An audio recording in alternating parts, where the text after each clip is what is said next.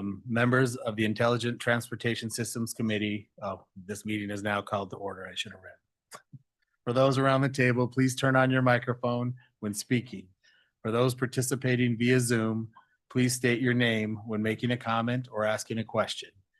The MAG public comment process allows members of the public to comment on items that fall under MAG's jurisdiction. If you would like to comment at today's meeting, please complete the request to speak form. MAG staff can assist with any questions you may have. If you parked in the garage, a validation stamp is available on the counter. If you purchased a transit ticket to come to the meeting, please see staff for a ticket. Hearing assisted devices are available from MAG staff. We'll now begin the meeting with a roll call of all members. Thank you, Mr. Chair. Raquel Schatz from City of Apache Junction.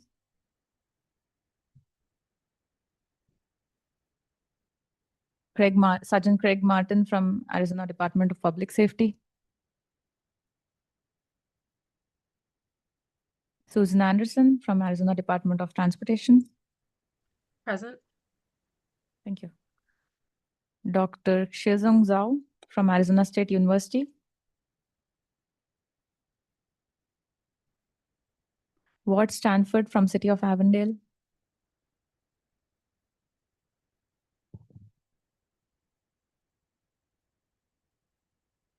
Alan Galicia from City of Buckeye. Present. Alyssa Dahl from City of Chandler.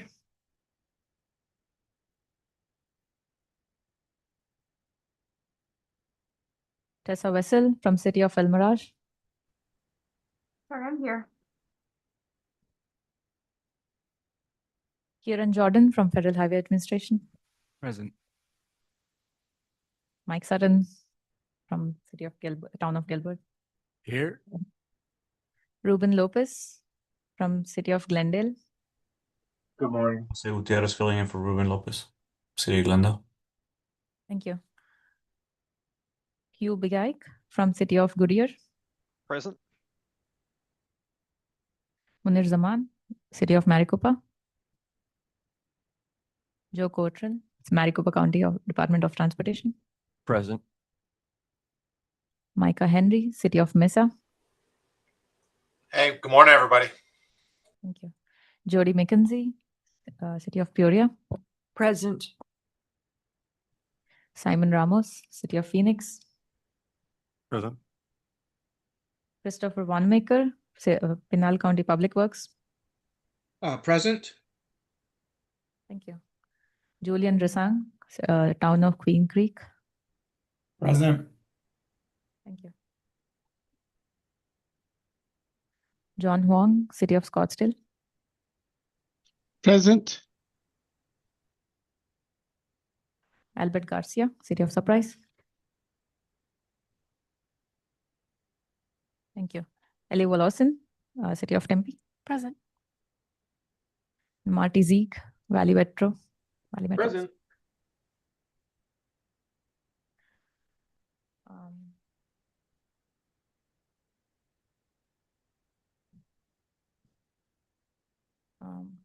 I missed a couple of them and I see them online. Just wanted to confirm. Raj Totem as proxy for Ward Stanford. Present. And Alyssa Dahl from City of Chandler. Good morning. Thank you. This is Ruben with City of Glendale. Jose is presenting for Glendale, but I am also present for this meeting, just FYI. Thank you, Ruben.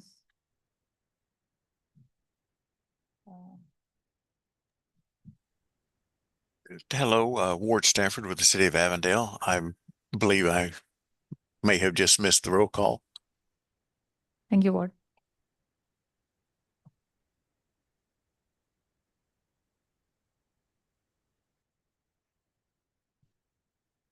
Mr. Chair, we have the quorum. Thank you. Our next item is a call to the audience. This is an opportunity for the public to comment on items that fall under MAG's jurisdiction that are not on the agenda. informational items or items on the agenda for discussion and not for action. 15 minutes will be provided for the call to audience unless the chair requests an exception to this limit. Have we received any requests to speak from the call to audience? Mr. Chair, we have not received any requests to speak from call to the audience. MAG also provides the opportunity for members of the public to submit written comments via MAG website. Any comments received 2 hours prior to the meeting have been shared with committee members in advance of the meeting for consideration and will be included in the formal meeting minutes. Staff, have we received any online written comments for the call to audience? Mr. Chair, we have not received any online comments as well. Thank you. Thanks. We'll proceed on to item number 3. This item is on the agenda for information and will be presented by David Lucas, MAG ITS Manager. Thank you, Mr. Chair, members of the ITS Committee. Just a few updates today. First is talking about letters of interest for the Vice Chair appointment. Current committee leadership terms end December 31st of this year. Our Vice Chair, Albert Garcia with the City of Surprise, has agreed to ascend to the chair position. So we are soliciting letters of interest for a new Vice Chair appointment with preference given to members from the Central Valley. We're happy to share that Simon Ramos from the City of Phoenix has already indicated his interest. A memo with details will be going out to all committee members this week. Next is a regional transportation plan update. As a heads up, MAG is currently developing updates to the regional transportation plan and the 2026-2030 transportation improvement program. These updates will be available for public review and comment between September 9th and October 10th of 2025. MAG staff will be emailing links to members of the ITS committee to access the documents at the beginning of the comment period. We appreciate your review and sharing with your stakeholders. And finally, we have several items on the calendar that should be of interest to members of the ITS committee. The first one is related to item 5 on today's agenda, and that is a webinar that's being hosted by the National Operations Center of Excellence on September 9th, entitled How MPOs Are Advancing TSMO. The link is available there. ITS Arizona Annual Conference will be held in Mesa again this year, and that will be October 8th to 9th. And lastly, the Automated Transportation Symposium is going to be held in Tempe in November from the 3rd to the 6th. This was previously known as ARTS, or the Automated Road Transportation Symposium, and was typically held in San Diego, and it was managed by TRB, the Transportation Research Board. Now it's being managed by SAE, and it's going to be in November this year. Mr. Chair, that concludes my report. Thank you, David. Our next item is the approval of the meeting minutes. Does any member of the committee have any questions? I'll give you a minute to go ahead and review those minutes.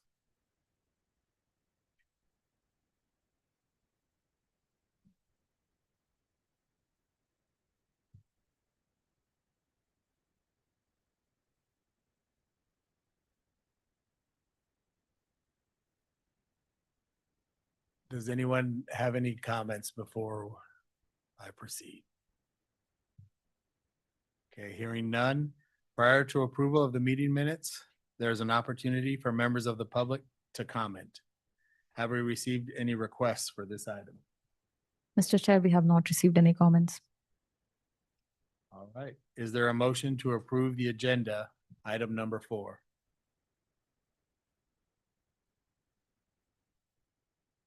Mr. Chair, I move to approve the minutes as.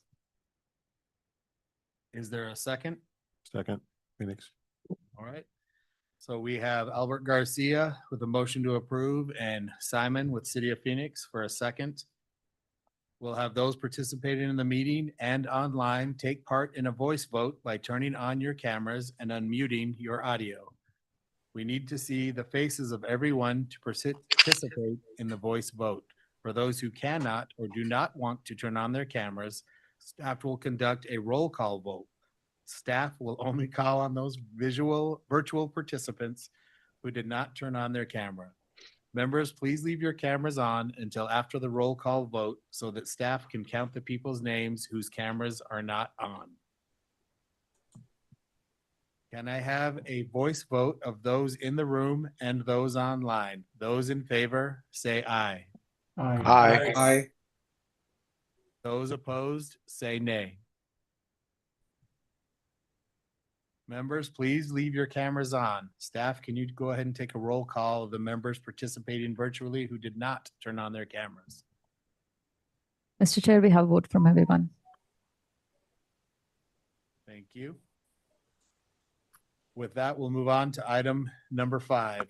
This item is on the agenda for information and discussion and will be presented by David Lucas, MAG ITS Manager, and Deanna Haas, Kimley Horn Project Manager. Thank you, Mr. Chair, members of the ITS Committee.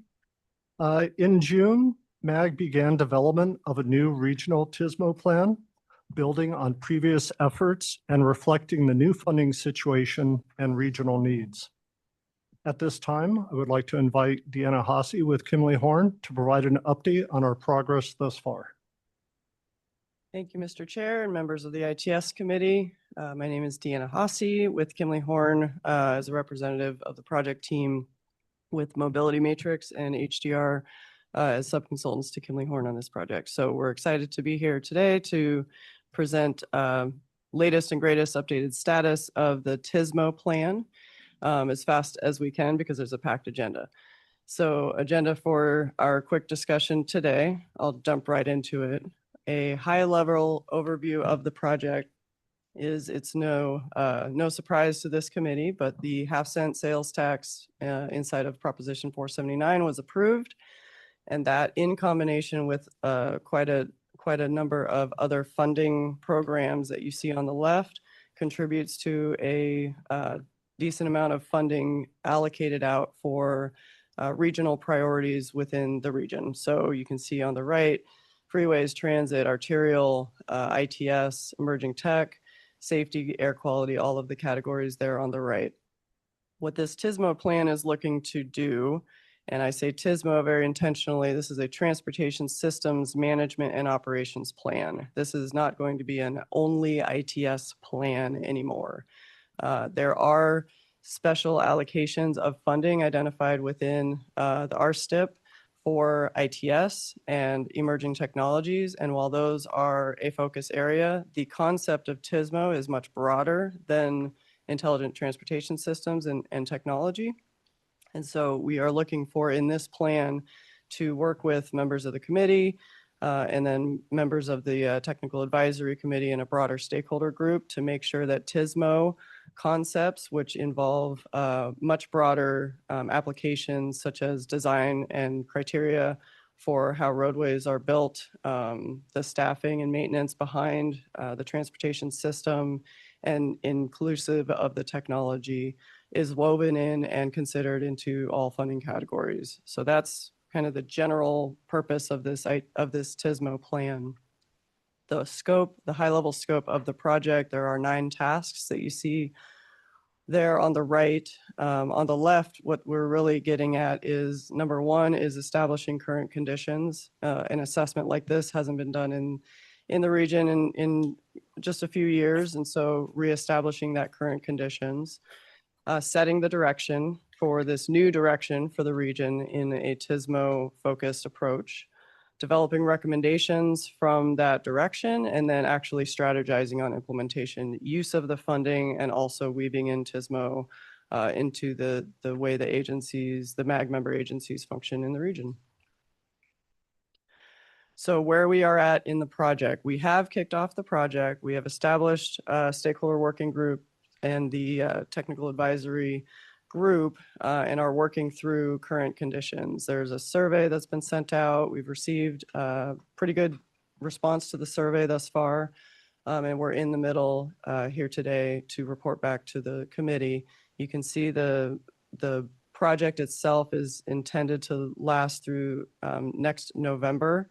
And part of this plan is also going to help identify how the call for projects, how some of the funding mechanisms that this committee has been a part of over many, many decades is looking to be identified for these next round of funding. So from this project's perspective, next November in 2026 is the anticipated end date to set the stage for how everything would be moving forward.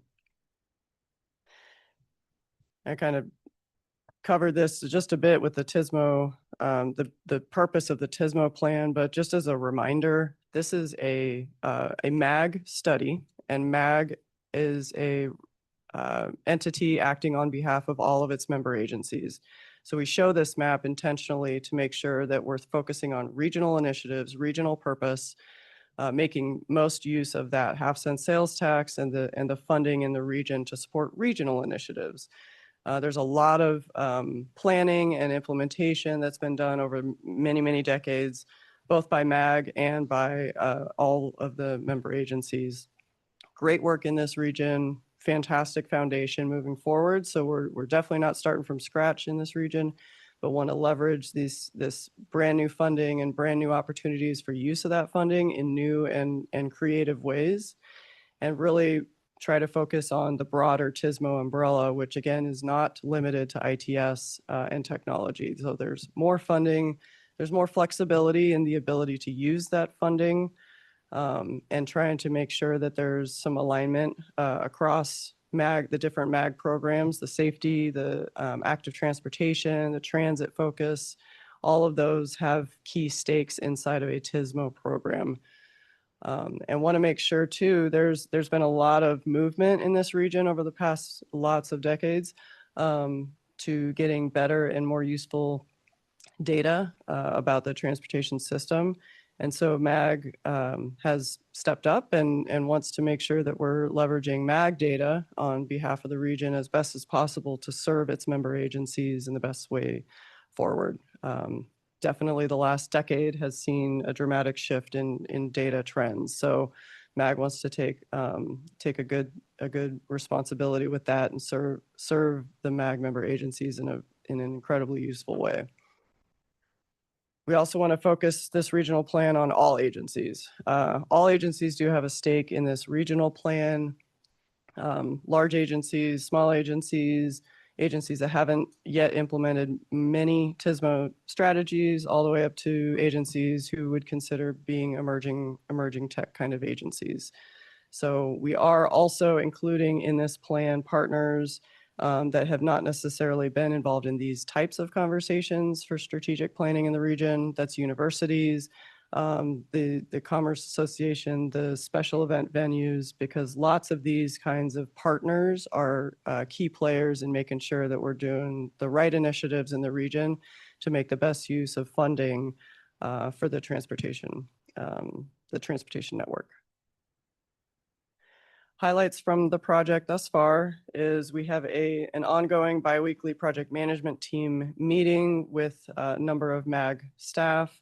We've completed a few different project management level plans, a project management plan, project data management plan, and stakeholder engagement plan.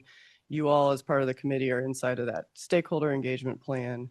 We've completed one technical advisory group meeting, so I'll make a call real quick.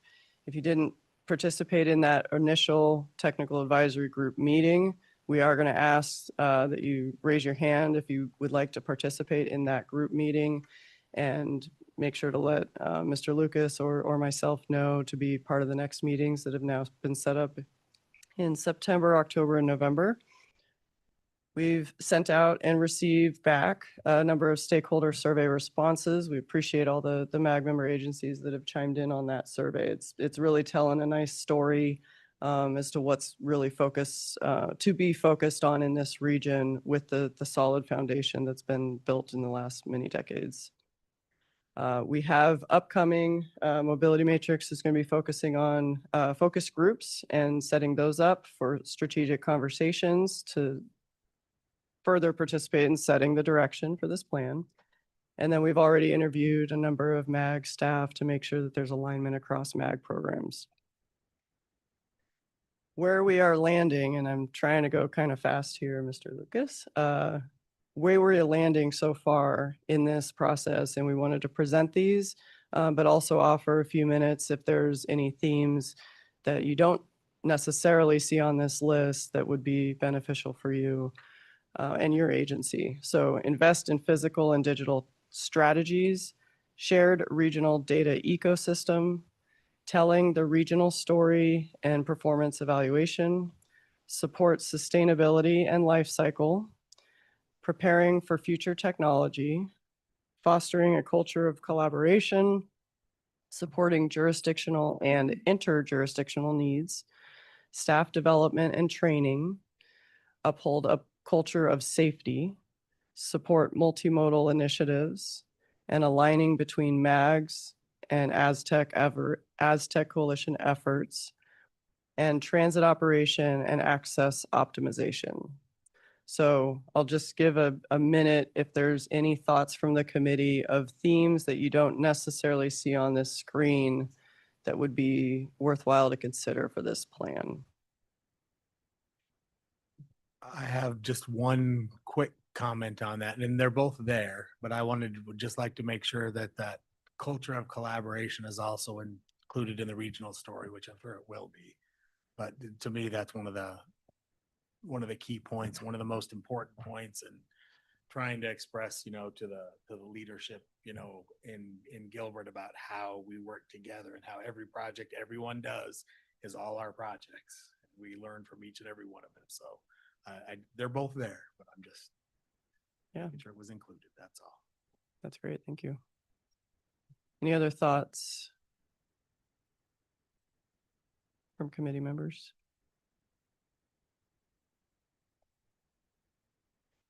And a different spin on it is where individual program areas could actually have real world investments in this region. In the past, the ITS funding in this region has looked in very specific ways. This funding offers new opportunities to invest and really regionalize some initiatives that may have been, to Mr. Sutton's point, individually applied for and applied within your agency, but serves a regional purpose. These are some program areas that are coming to light as important program areas to consider for the future of this application of Prop 479 funds. So as I read these, do the same thing. If there's anything missing, please let us know. Regional ITS communications, data analytics, active regional collaborative traffic operations, emphasis on active there, traffic signal coordination, staffing and training, performance reporting, multimodal mobility management, safety TISMO strategies, connected and autonomous vehicles, traffic incident management, asset management, maintenance management, and transit management. So call to the committee, is there anything that is important to your member agency or the region that you don't see on this list to consider?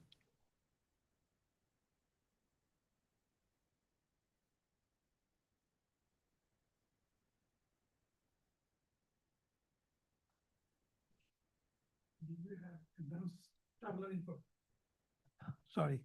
Do you have advanced traveler information built in any of those subcategory? We can, or we can specify it out separately. Right. Yeah. I thought that would be helpful, especially for the city of Maricopa. Getting advanced information will be extremely helpful. Perfect. That's wonderful. Thank you. Thanks.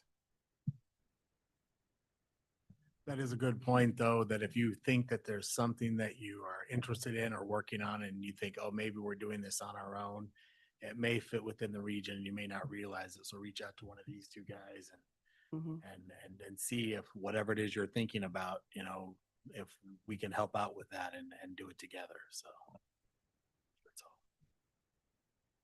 Any other thoughts from the committee?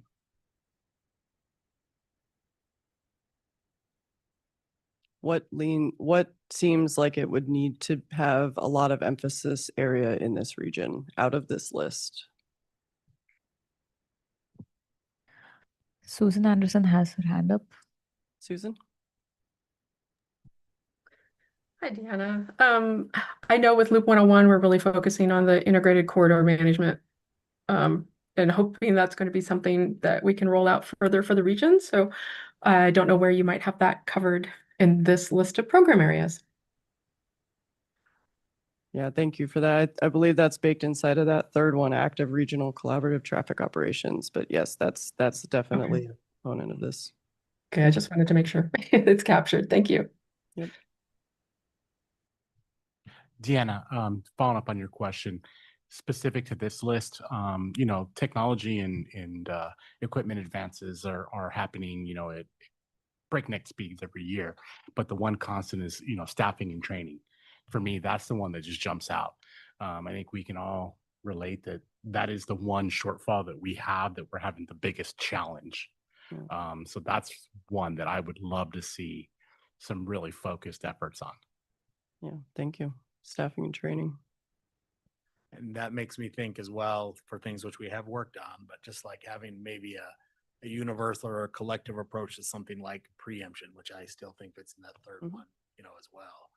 But I do think, to me, because back to your question, that's one of the most important, is that we're moving together in the same direction, and the things that we're doing are compatible with one another and beneficial to one another, all of that. Yeah, that's great. Any other thoughts?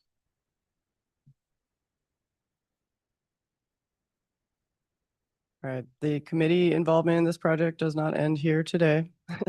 We have a number of items that we're working on as part of the plan. The existing practices reports end of this month, vision and framework. Is there Micah any- Henry from Mesa had his hand up. Yep, Micah. Hey, Deanna, sorry to interrupt. It's the performance reporting would be one of our goals for that effort. So just wanted to throw that out there. Can you elaborate on that? We're looking at an easy methodology for determining our ongoing performance for our intersection operations, and if it's a recurring constant option or availability, then we can assess our overall performance and then make changes or corrections if we see a degradation in operations or levels of service. Perfect. So having that automated and having that report as a a metric that's easy to get and understandable and cuts out all of the a lot of the effort and just gets down to the crucial component for operations, i.e. delay, then that just saves a lot of time, a lot of effort, and we can make direct applications for changing improvements. Thank you. Susan from ADOT.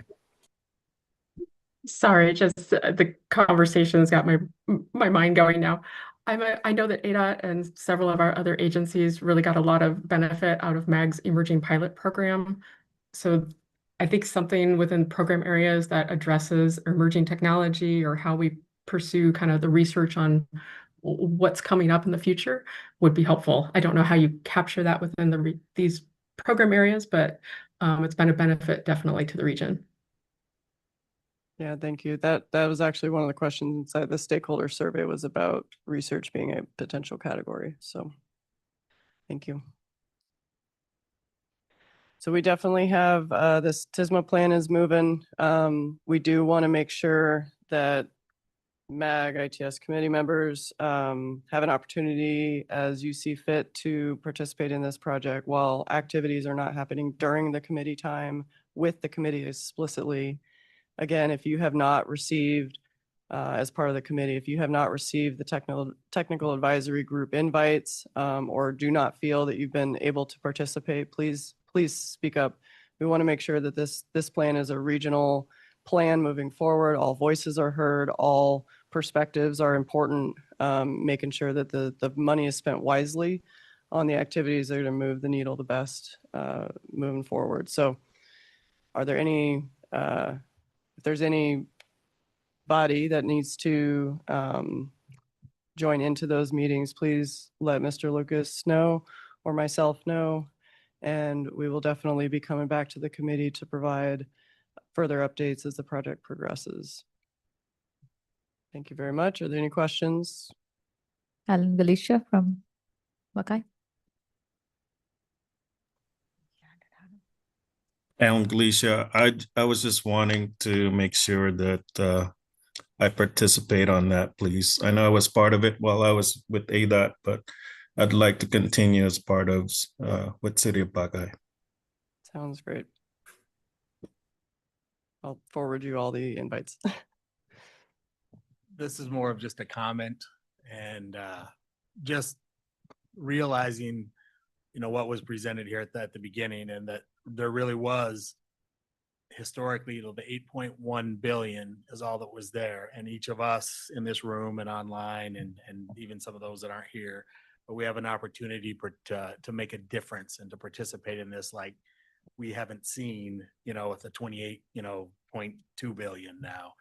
It's like there really is an opportunity. And if there's things that you've been passionate about or things that you want to see or things that you feel like you can make a difference with, please reach out and participate on this and let's make a difference for this region and for each other and moving things along. So thank you for everyone in whatever level of participation you can give. Thank you very much.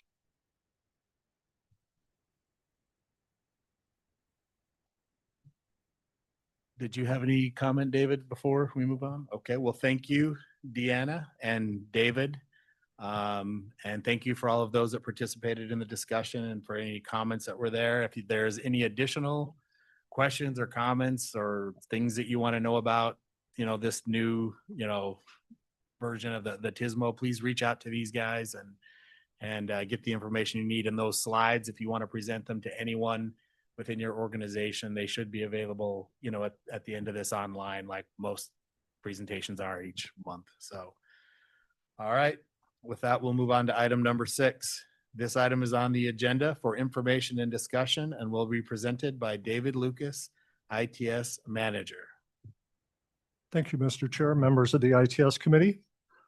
So before you have the schedule for the FY26 TSOP.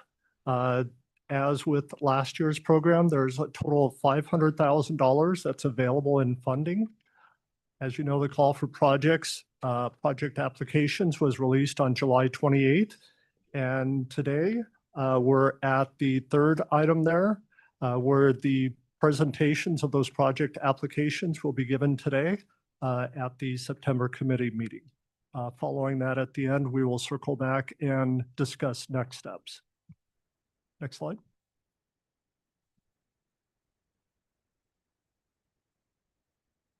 So this is a list of project applications that we received. There were a total of 21 from 11 different agencies, 7 of whom submitted multiple applications, and some who have not participated in many years. So we're definitely happy to see those. So it shows a strong support for the TSOP. We're oversubscribed almost by 100%, but that speaks to the value that the members place in the program and the need for the region for this program. So I want to give a thank you to all who submitted. So as mentioned, there are 11 agencies who submitted applications. They're listed here in the order in which they were received and in which they will be presented today. Each application will have up to 5 minutes to present their project and respond to any questions. There will be a timer on the screen just because we have so many applications to go over, just to be respectful of everyone's time and make sure that we're able to present all 21 applications. Speaking of questions, are there any before we begin? All right, with that, we will go ahead and begin with the City of Phoenix and Jared Carroll.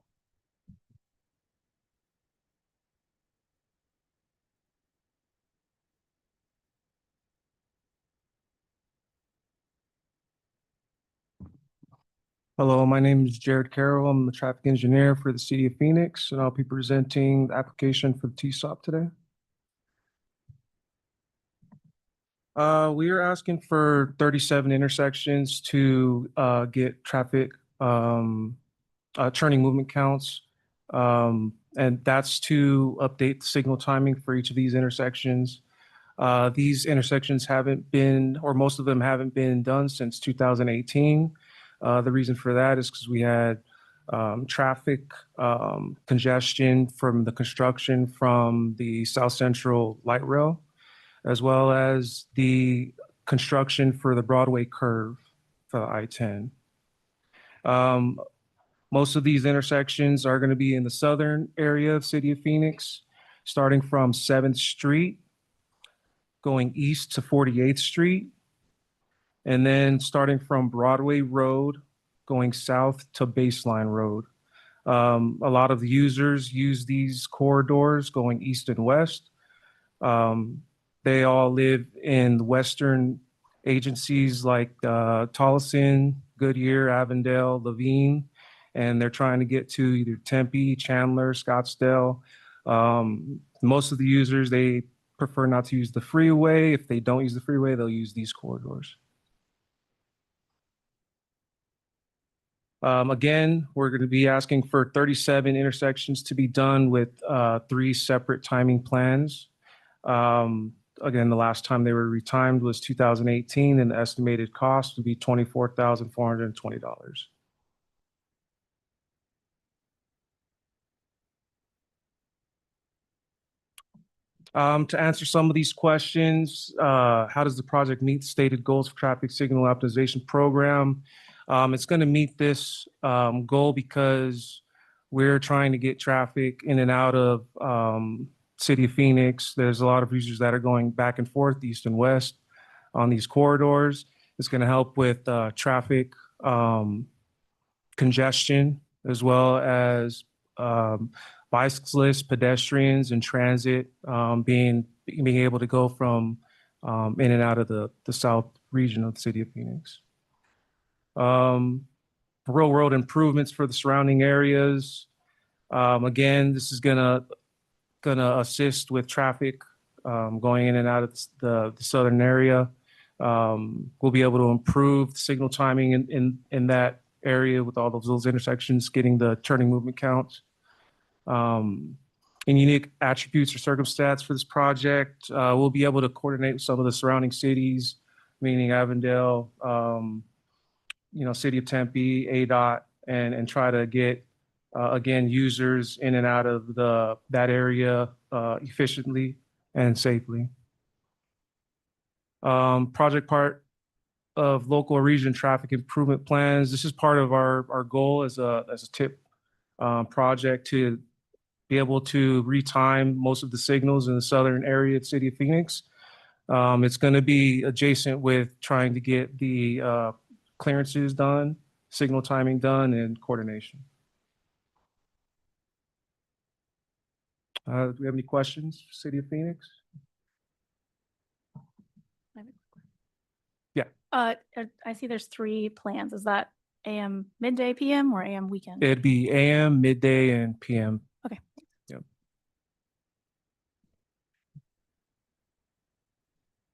All right. Thank you guys for your time.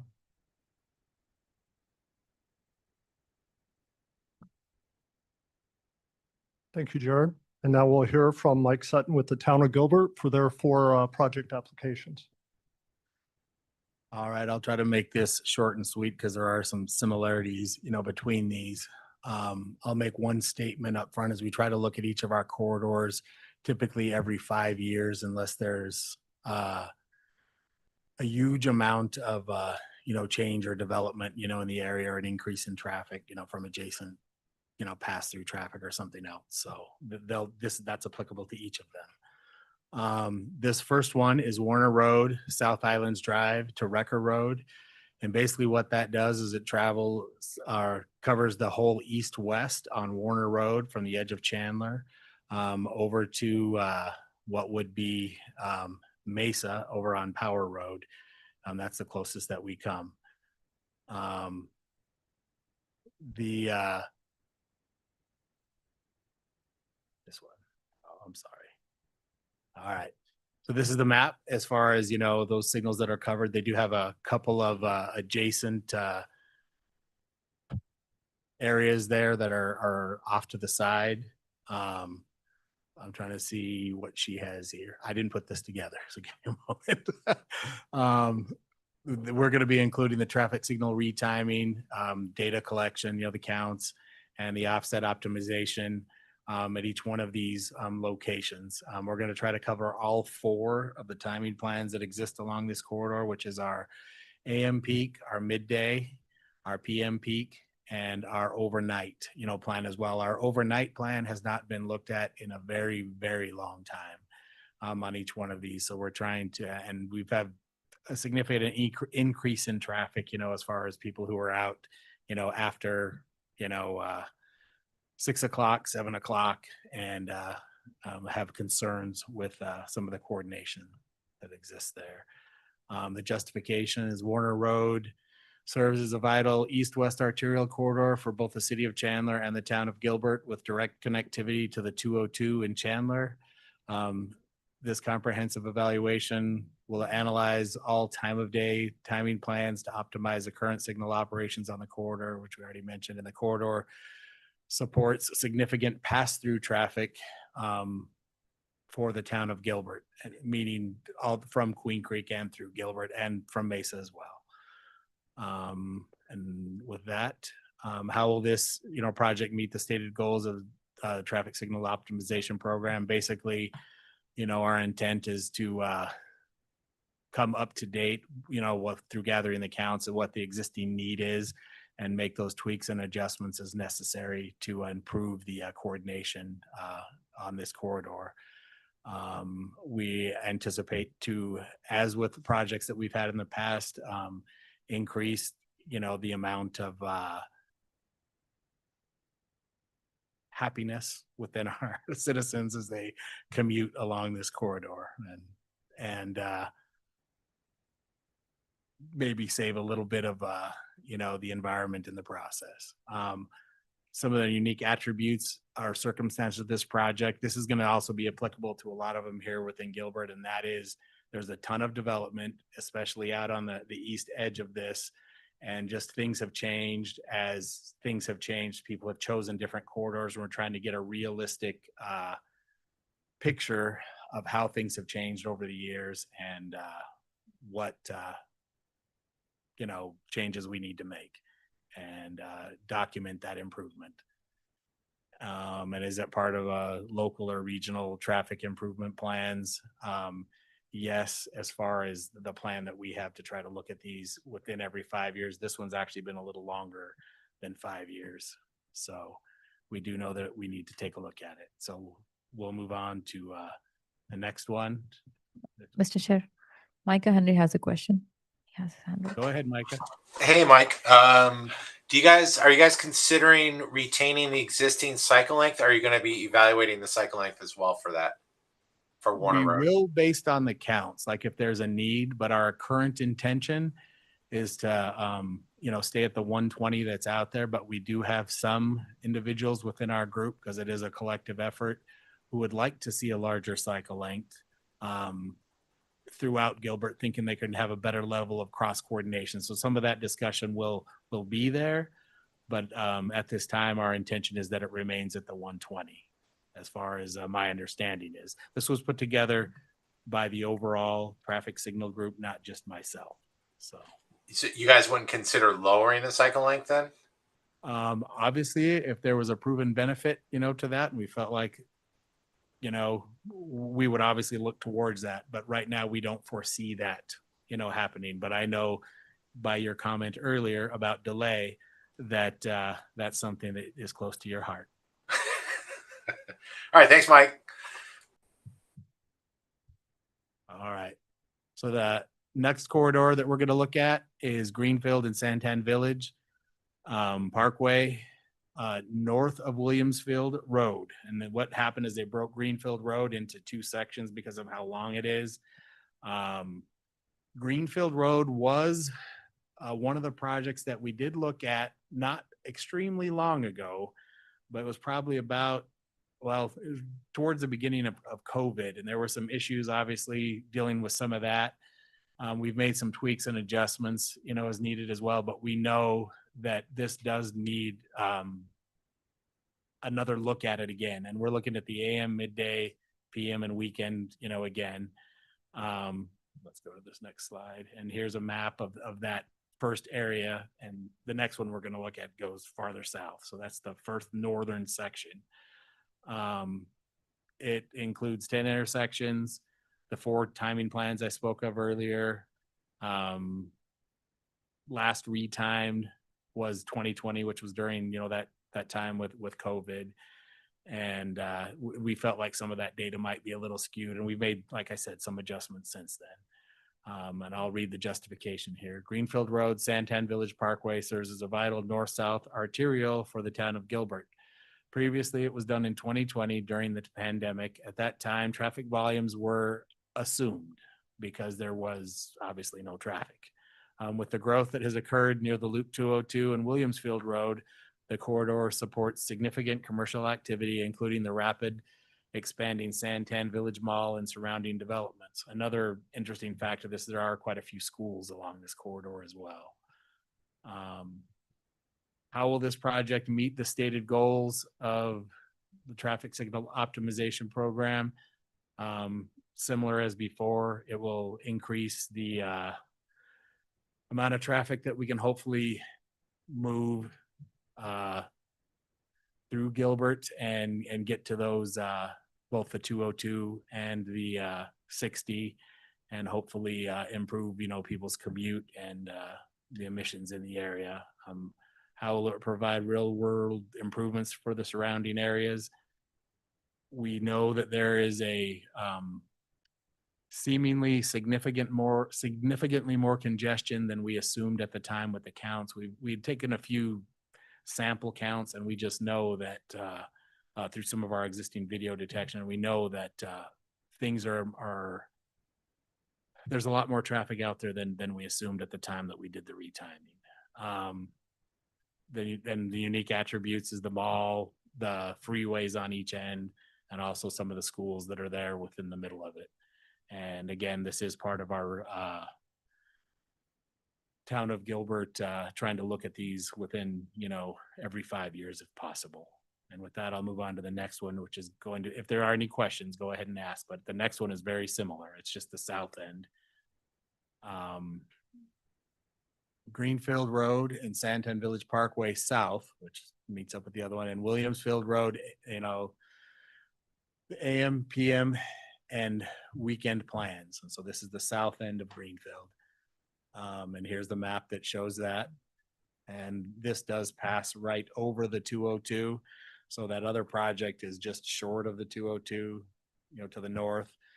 And so this is also vital. It would be fairly important that these were done together if possible. They were broken up due to the number of intersections and the number of timing plans that were trying to be evaluated along with the counts, etc. Number of intersections in this is 19. There's only 3 timing plans. They wanted to look at this. They feel like the overnight plan isn't as important on the south end of town to take a look at it this time. Greenfield Road is a major north-south corridor for the town of Gilbert, connecting the town's largest commercial center to the north. Pecos Road and Germain Road and Queen Creek Road are key entry points into the town of Gilbert and the connector to the Loop 202, and experience significant pass-through traffic from Queen Creek, Santan residents, and ultimately into Ocotillo Road. I didn't write that. And coordinating these corridors will be essential to managing, regional traffic flow effectively. But one of the things that I do want to point out with this is I feel it would be imperative that if you're going to vote on these two and make them a priority, that you kind of look at them together, because it would be unfortunate if one was approved and one wasn't, in my opinion. This does meet, again, the stated goals of the traffic optimization program to improve coordination and emissions and such, along this corridor. It is one of we have a lot of highly congested corridors, but this is one of them. And it will, help to residents, to move more efficiently, and non-residents, from the adjacent cities, through the city and get to where they need to be. And it will be both, at all times during the day, which is something we had not focused on in the past. This last one that we did was only with the AM and PM peak as well. That was during COVID on Greenfield. So this is trying to look at all of the plans that were there. Well, this particular one in the south is just the morning, midday, and evening plan. And yes, this is part of our cities or towns plan to look at these every 5 years. And we know that we don't feel 100% great about what happened in 2020 with the assumption of what those volumes were. And here we go. Are there any questions on that last one?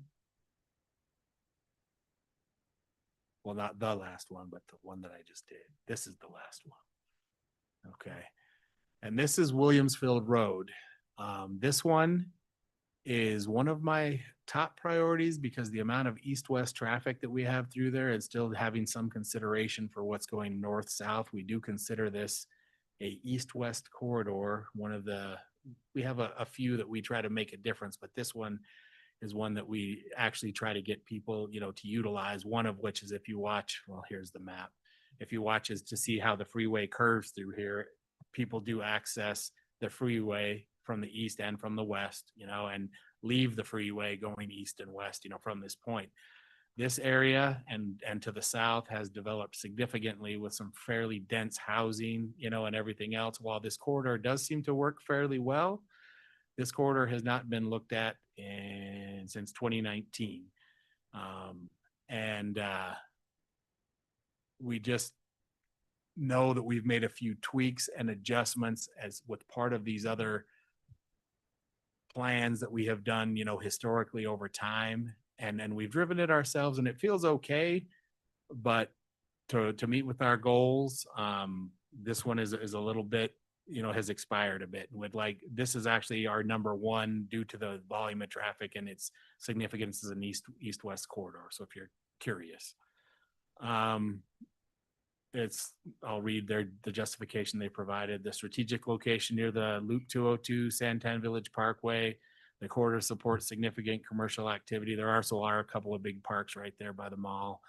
Williamsfield Road functions as a critical east-west arterial corridor serving both City of Chandler and the town of Gilbert, and residents that are coming from the Santan/Queen Creek area as well do know this is a nice place to access the freeway as well, depending on where they're going.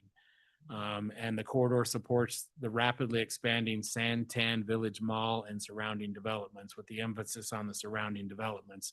The amount of dense housing that has been, and that would also be part of that South Greenfield as well. And that area, that corner is extremely significant. And it's something like we haven't seen before, the amount of density that has been approved by the council and whatever else. And trying to get a good picture by collecting those counts and making the changes, that we need to. We are truly hoping to make a difference for some of the people out there that haven't even moved in yet, because we know there are so many coming and so many that have just arrived. This project meet the stated goals similar as before. Our goal is to improve, and optimize,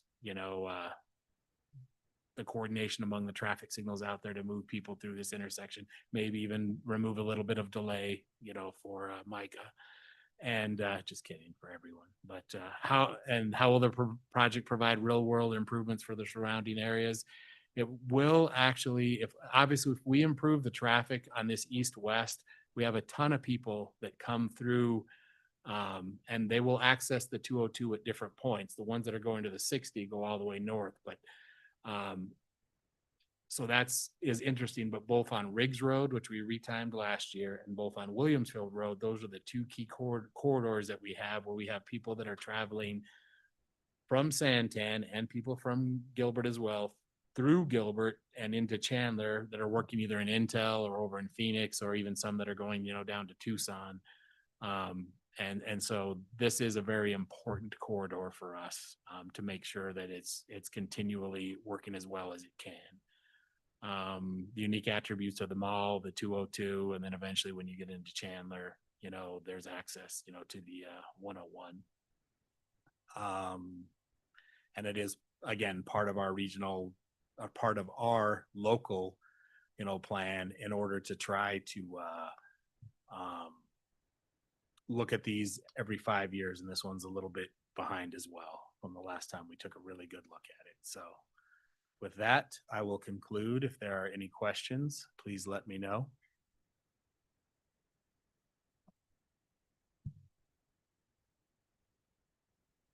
All right, if there are no questions, next we have Ellen Galicia with the City of Buckeye presenting their two projects. Ellen, let me know when you're ready and I'll advance the slides for you. Sounds good. We can proceed, please. So our first project is on Sun Valley Parkway. It's only for data collection. If you can go to the map.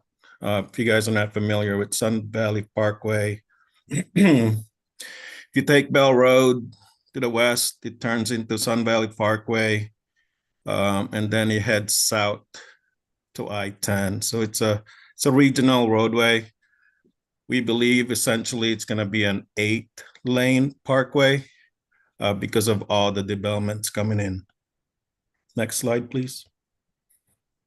So all we're asking for is data collection at 2 existing intersections, Desert Oasis and Canyon Springs. These 2 intersections used to be McDOT. Since we've taken over Sun Valley Parkway, we are now also taking over both signalized intersections. So we don't quite know what's going on there yet. So we're just hoping for data. I know one of the intersections, Desert Oasis, could use left turn faces. So we don't want to do coordination yet until we figure out what we need to do.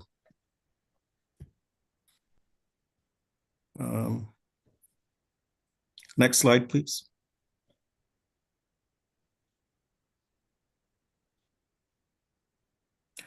All right, how will this meet the goals?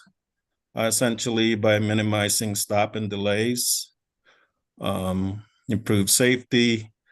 Our calculations showing there's about 15,000 vehicles per day, and we're gonna save around 45,000 gallons per year if we do retime these 2 intersections. Let's see. Because everybody have already said all this improvements. Reducing air pollutions as well. So there's 530 grams of nitrogen oxides per year, and also 300 million grams of carbon dioxide reduction per year. Next one, please. So if you guys don't know, Buckeye is exploding in population. Sun Valley Parkway, we have a residential development that has 49,000 households called Terteso. That's already halfway built. And then there's a new one coming in with 100,000 households on Sun Valley Parkway called Teravalis. These 2 signals are in the existing development called Festival that has over 13,000 households. Sun Valley Parkway, I think it's regional because it does connect SR 303 and I-10. So for those people that are trying to bypass I-10, they seem to use Sun Valley Parkway.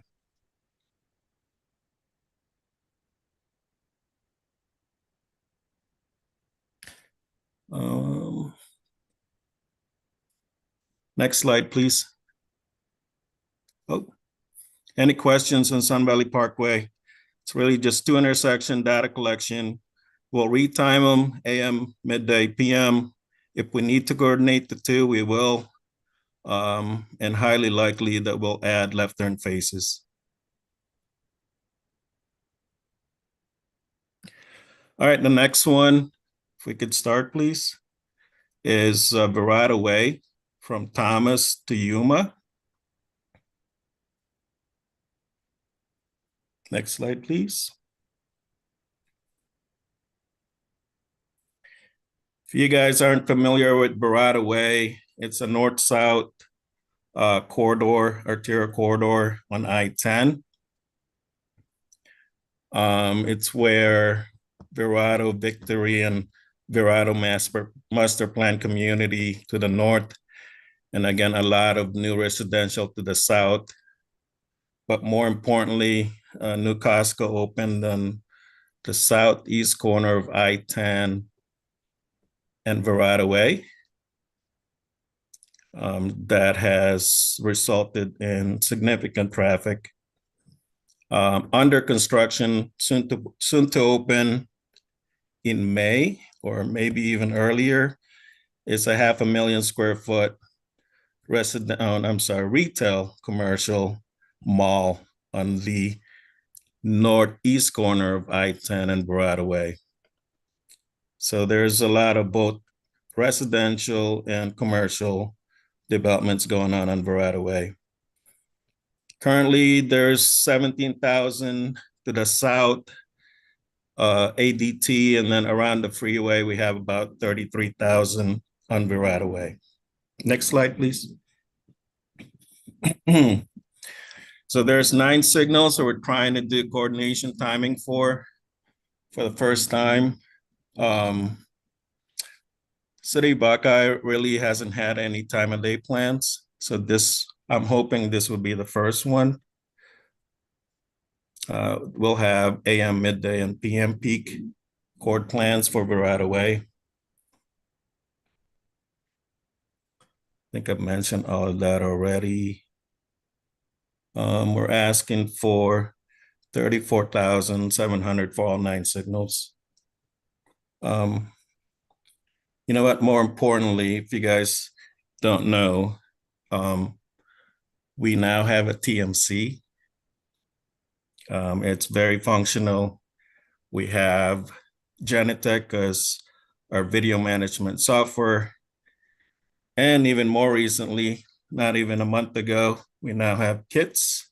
So I'm fairly confident that we can make this work and improve traffic flow on Verada Way. Verada Way is our #1 corridor that we've invested on. We now have fiber optic from Thomas to Yuma, all on city expenses. All right, next slide, please.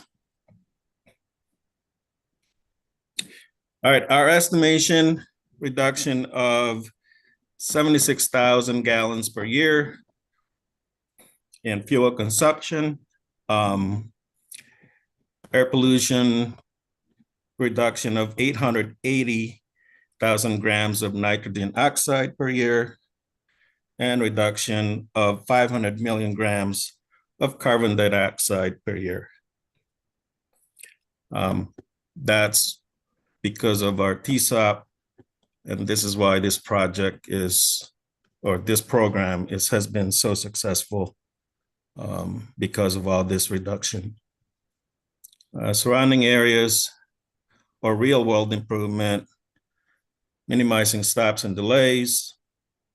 We're also anticipating improving safety because of fewer stops, and we now have traffic progression along the arterial. Next slide, please. As I've already mentioned, lots of residential and commercial growth. It is regional in my mind, because a lot of folks that live here use this TI at Verada Way and I-10 to go to work and back home. Most of them typically to the Phoenix area. Next slide, if there is. That's it. Any questions for me, please?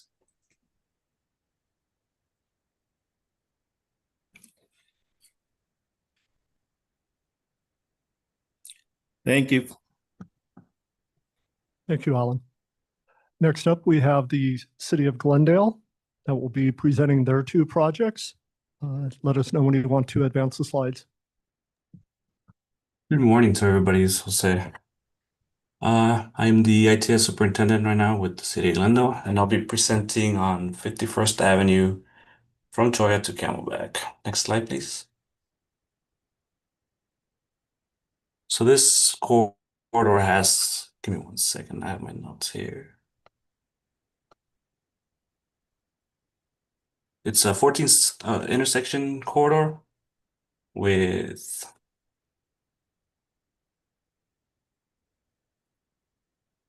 14 intersection corridor sitting about 6 miles in total length. Next slide, please.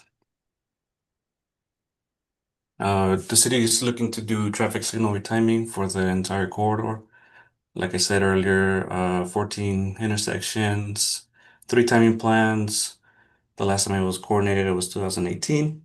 And the estimated cost will be $51,200.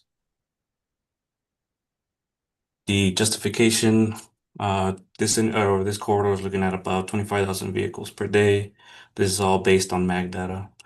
The southern portion does see a lot of freight traffic. This is one of the big drivers on why we want to do this one here.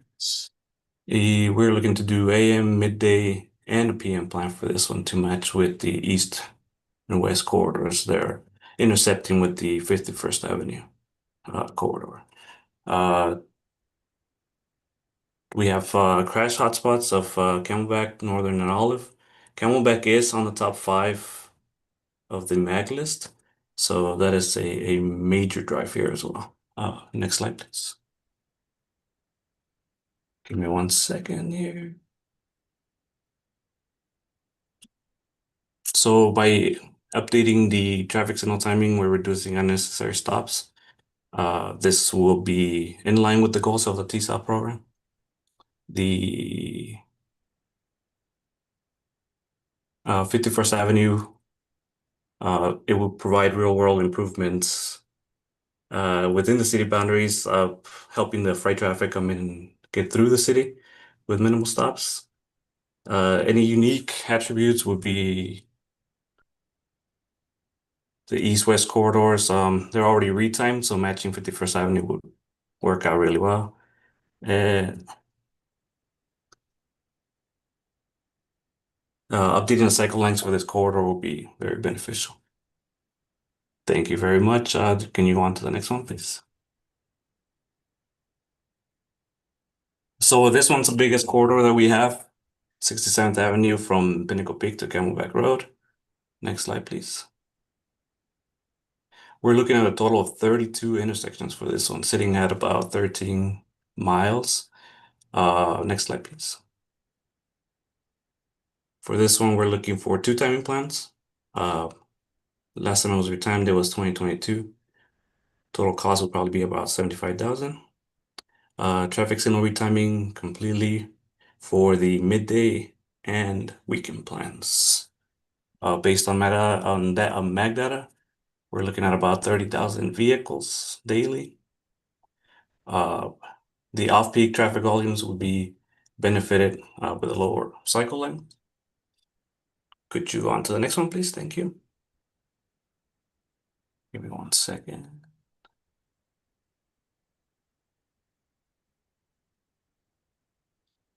So how will this project meet the stated goals of the TSOP program? By optimizing this midday signal timing off-peak period, we're reducing the amount of stops of the non-coordinated movements. So right now it's coordinated southbound. So we'll balance out northbound and southbound with a midday plan. Same thing with a weekend plan. It's running southbound, so it would balance those out. For the real world improvements, again, it would balance out the corridor northbound and southbound. For the attributes, it's going to be challenging to do 32 intersections. So finding a good balance will be a challenge for those as well. And for this one, the regional traffic improvement plans, it's a local traffic improvement plan, but I think in the end, it's for both. It'll benefit regional and local traffic, seeing how long it is. Thank you very much. I just had one quick question. Yeah, go ahead. What is the cycle length that you guys are running on Camelback, I guess? Right now, it runs a 122nd for AM, midday, and PM, and that kind of falls out of the standard of Glendale. We usually run a 135 AM and a 145 PM. So we would like to bring those up on 51st Avenue as well to match those corridors. Okay. I just thought I remembered you guys running a bigger cycle like that. I was just curious. Yeah, the 145 would be the longest now. 59th Avenue on the north side, it does do 180 seconds, just because it's so congested and, the size of 59th Avenue in the area is really small. So having that high 180-second cycle really helps out.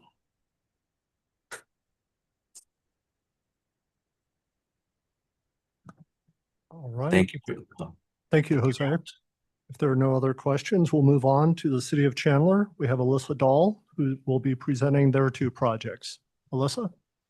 Okay, thank you very much. I'm Alyssa Dahl from City of Chandler, and my first project is a targeted signal retiming for high impact schools and shift traffic zones regarding Chandler High School, ACP High, and Ocotillo Intel campus. Next slide, please. There's a total of 15 intersections within the three areas. There's 7 intersections on Gilbert Road that front ACP High School. There's 3 intersections that surround Chandler High School and 5 intersections along Dobson Road along the Intel Ocotillo campus corridor. Next slide, please. This is a retiming project to include 2 timing plans per high priority area.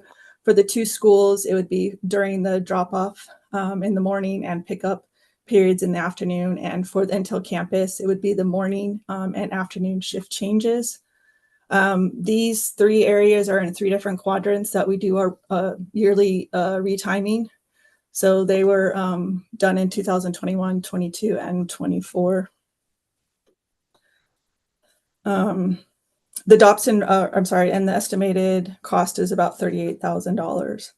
So the justification for this is we have reoccurring congestion in these high conflict zones. All 3 corridors, they face persistent operational challenges due to school drop-off and pickup, high pedestrian activity, and the shift changes. Traffic patterns, they fall outside our normal coordination plans. So while these areas, they are included in our annual city retiming efforts, these 3 areas, they have significant surges in traffic and pedestrian volumes that fall outside our traditional coordination plans. So it makes timing and coordination really difficult in these 3 areas. We have safety and community safety issues and community complaints throughout these areas. We have ongoing red light running, illegal U-turns, long queues, illegal stopping and parking along the major arterials, and then we have numerous neighborhood concerns that highlight the need for localized operational improvements so that we can improve the safety and arterial flow in these areas. Targeted retiming required. We believe these locations require tailored solutions to accommodate their non-standard time-specific traffic surges. Our general coordination strategies have proven inefficient at this time. And this supports our efficient use of our limited city resources. We're a really small TMC. There's just 2 analysts and 1 engineer, and we have a really small budget. So we lack the resources to perform these in-depth localized studies. Next slide, please. How will this project meet the stated goals of TSOP? It's going to improve safety, efficiency, and reliability within these 3 areas. This focused retiming will improve the safety by hopefully reducing red light running, the illegal U-turns, and pedestrian conflicts during the school pickup and drop off and the shift changes.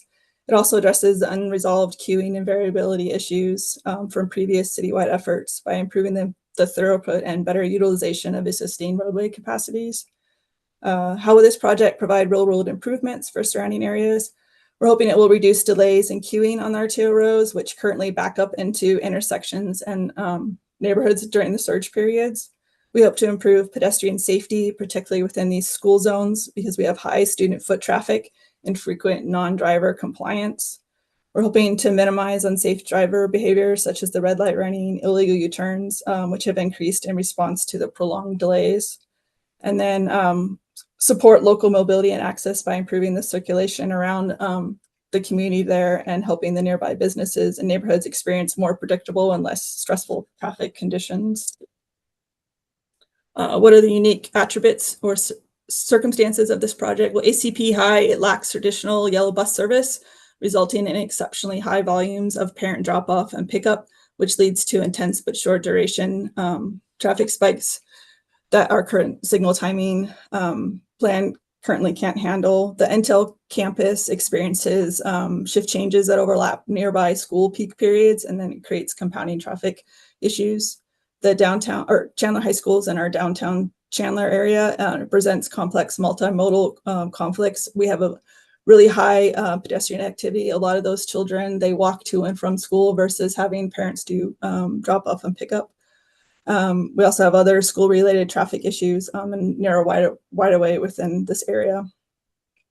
Is this project part of a local regional improvement plan? It's part of our local plan, our yearly traffic signal retiming efforts for coordination, but it really will benefit regionally. A lot of the students that attend Chandler, and especially ACP Highs, they commute from the neighboring cities.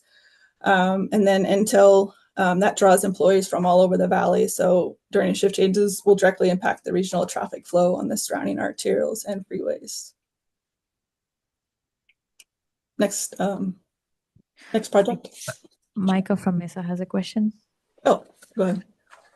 Hey, Alyssa. A quick question is that there's an all-way or three-way stop on Brooks Farm. Is that going to be part of the analysis?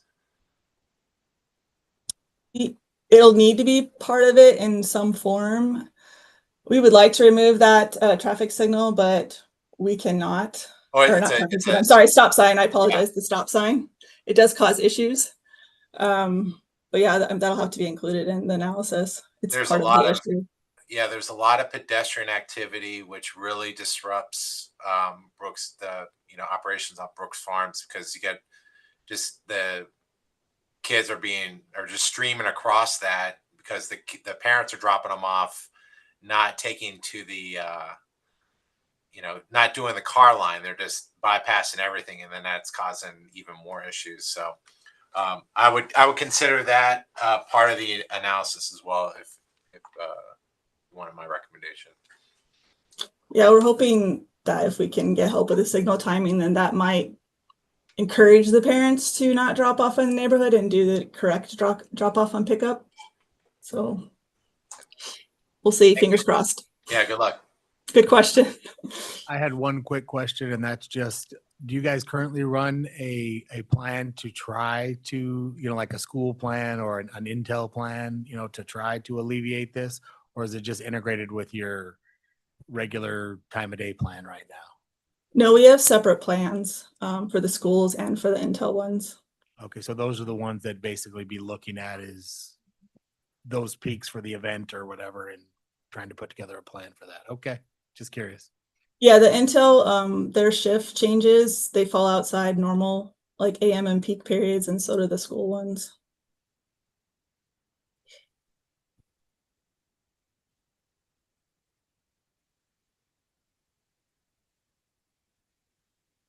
My next project is optimization for the Chandler Boulevard corridor from McClintock Drive to Arizona Avenue. Next slide, please. This is a 4-mile segment along Chandler Boulevard. It's a total of 16 signalized intersections. Next slide, please. This is an optimization project, including 4 timing plans: AM, midday, peak, and weekend. This corridor is part of our citywide signal timing plan, but it's split. We split our city into 4 quadrants, where each quadrant is retimed every 5 years, and Chandler Boulevard is actually split in between 2 quadrants at Dobson Road, and each is retimed in different years. The east quadrant was retimed in 21, and west of Dobson was retimed in 23. The estimated project cost is $10,000. Our justification, it's a high volume, regionally significant corridor. Chandler Boulevard is one of our busiest arterials, carrying over 440,000 vehicles per day, and it serves as a key connector to Chandler Fashion Square, Loop 101 interchange, downtown Chandler, and there's major employment centers surrounding it. It's a top priority for operational improvement. It has 3 of our top 10 highest volume intersections, with the highest at almost 80,000 vehicles a day. It's important to our citywide mobility and economic vitality, which makes it a strategic priority. It is, like I mentioned before, split timing quadrants, which causes inconsistency in coordination. It spans the 2 signal timing quadrants, which are retimed in different years. And despite our efforts to coordinate between the quadrants, we feel like the corridor has suboptimal progression and reoccurring congestion, especially around Dobson Road. It needs a need for a corridor-wide offset optimization. So we think this will enable targeted holistic signal coordination improvements that we found difficult to achieve through our standard quadrant-based retiming. We're hoping to improve progression, reduce delays, and enhance the east-west mobility throughout that corridor. Next slide, please. How will this project meet the stated goals of TSOP? It will improve safety, efficiency, and reliability along the 4-mile corridor. Chandler Boulevard, like I mentioned, it's not only has 3 of our busiest intersections, but 4 of them rank among the top 25 crash locations in 2023. We feel that optimizing these signals will reduce unnecessary stops, improve safety, and enhance traffic flow without major infrastructure costs. How will the project provide real road improvements for surrounding areas? We're hoping it'll reduce travel delays, improve arterial mobility, and minimize stops, and improve the throughput at the corridor that connects key shopping centers, employees, freeway access, and downtown Chandler. What are the unique attributes or circumstances of this project? I think there are several. Like, again, I mentioned the corridor spans 2 different coordination timing quadrants, which are each timed in different years. The corridor also includes a rare combination of high volume destinations within a short distance. We have Chandler Fashion Square, other regional shopping centers, Loop 101 interchange, downtown Chandler, and then the Price Road employer corridor is nearby. And these generate significant and variable traffic in both directions throughout the day, including reverse commute patterns. And then, as mentioned, it contains 4 of the city's top 25 highest crash intersections and 3 of our busiest intersections. Is this project part of local or regional traffic improvements? It's part of our local one for city or yearly citywide, or not citywide, quadrant signal retiming efforts. And then Chandler Boulevard is a critical east-west arterial that supports regional traffic, connecting commuters to Loop 101, downtown Chandler, and then the surrounding employment areas. And that's it. Does anyone have any questions?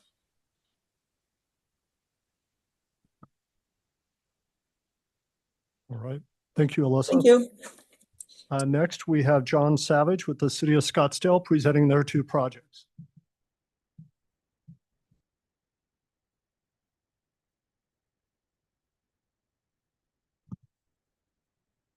Good morning, everybody. I'm John Savage. I'm the ITS manager with the City of Scottsdale, and I'll be presenting both of the projects that we've submitted for TSOPs. The first of which is Scottsdale Road from Vista Drive to Gainey Suites Drive. This is a map showing the project location. This is along Scottsdale Road, just north of Old Town on the south side, and then to the north side is Midtown Scottsdale. This is a continuation of a previous retiming effort that we had last year. We had a TSOP done on Scottsdale Road that ended at Chaparral, which was just south of this proposed TSOP. Some of the justification includes that there's a lot of major intersections along this corridor with an ADT between 40,000 and 65,000 vehicles. We have fixed Valley Metro routes running northbound and southbound along this segment. And one of the major reasons for this is that it connects our major economic centers, Old Town Scottsdale and Midtown. And it extends that prior retiming that we had through Old Town Scottsdale. This project meets the needs of the stated goals of the traffic signal optimization program in the same way that all the other projects have met it. We're reducing delay, we're improving operations along these corridors, reducing stops, and creating a safer environment. The real world improvement that we're getting from this project is really that connection between our economic centers, the connection between Old Town Scottsdale and Midtown Scottsdale. Some of the unique attributes of this project, there's a lot of varying land use along this section of Scottsdale Road, a lot of major business centers located along the corridor, a lot of hotels. So there's interesting travel patterns that come from that type of land use. And this project is part of local plans to make improvements to the timing along Scottsdale Road. And if there's any questions about this project, I will take them. Just one, and it's a kind of about both projects, but I would assume since this butts up to your last project, if you had to pick one that you would prefer over the other, it'd probably be this one, right? My preferred project would actually be the second one. The second one? Yeah. There are no further questions. I will move on. So our second project is Midtown Scottsdale. So you may notice that this isn't quite a corridor. Midtown Scottsdale has two couplets that connect kind of Scottsdale Road and Shea Boulevard. So Scottsdale and Shea is that middle intersection, and then there are two couplet routes that make further connections between those corridors. In total, there's 5 shared intersections between the couplets Shea and Scottsdale Road. Previous retiming efforts have looked at this on a corridor by corridor basis, so kind of slicing it along Scottsdale Road and then slicing it on Shea Boulevard. And what we've noticed is the couplets are not heavily utilized because we don't see good progression along those routes. And we're looking at trying to improve the way that the couplets interweave with these two major arterials. If I can go to the next slide. Oh, there we go. So again, these are major arterial intersections like the previous one. Shea Boulevard actually has over 70,000 vehicles coming through it on an AADT basis. That count was taken about 3 years ago, so we anticipate that being higher today. We have fixed Valley Metro routes running along Shea Boulevard and Scottsdale Road. And those couplets that intertwine with Scottsdale and Shea Boulevard, we believe that it requires simultaneous analysis in order to provide the level of service that we're looking for out of these corridors. So how will this project meet the stated goals of the traffic signal optimization program? We're reducing delay. We're trying to alleviate some of the stops that are occurring at Scottsdale Road and Shea Boulevard and try to reduce the saturation that's occurring at that intersection by diverting some of the traffic to the couplets. The real world improvement there is going to be, like I said, that's a major economic region. There's a lot of businesses in that area. Improving operations around Scottsdale Road and Shea Boulevard is going to improve access to those businesses and people trying to get to and from various locations. Shea Boulevard is the one way in, one way out really of Fountain Hills. And so we see a lot of traffic trying to access Phoenix, trying to access various locations in Scottsdale, all coming through Shea Boulevard. Unique attributes, that's going to be the couplets and kind of the way that we're slicing this project as a area study rather than a strict corridor study. And this is part of our local improvement plans, again, to retime Scottsdale Road. Any questions about this project?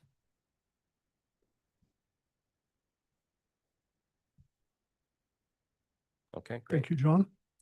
Next up is City of Tempe. Thanks, everybody. Our proposed TSAP project this year is Rural Road from Spence Avenue to Alexander Boulevard. So this is a pretty long corridor. It includes 20 intersections. So it goes all the way, you can see the north side of the is on the left side of the screen, but it goes from Spence, which is just south of ASU, just south of Apache Boulevard, all the way down to the southern edge of Tempe.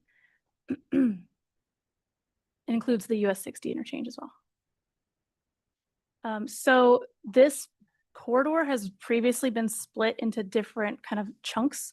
And that's one of the reasons we'd like to do it all together at this point. So the oldest, most recently TSOP was 2011 on a section of it, 2017 on a section of it, and then in 2020 again, where they had to assume volumes on another section of it.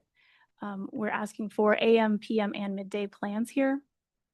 So it's a pretty major commuter corridor connecting the ASU campus to kind of everything else to the south. The north part, sorry, I said that.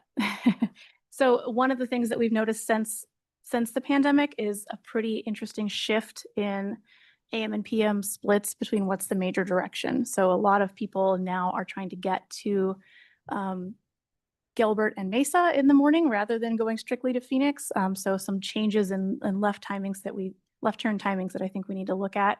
We've also had a lot of people say that, you know, if they're going to Chandler for work now and that they're not getting the timing because they're going the way that we typically wouldn't expect them to go. So again, this project is intended to help improve flow of traffic between cities and regionally to try to get people to some of these major kind of high draw areas in North Tempe with reduced pollution and helping to improve safety as well. So some of the unique attributes I already mentioned a little bit is a change since the pandemic and the direction people are trying to go during different parts of day that we really need to look at. And I think a change, we're interested in looking at a change in how the US 60 TI is phased to help promote that change in flow a little bit. So I think that's all of it. If you guys have any questions for me.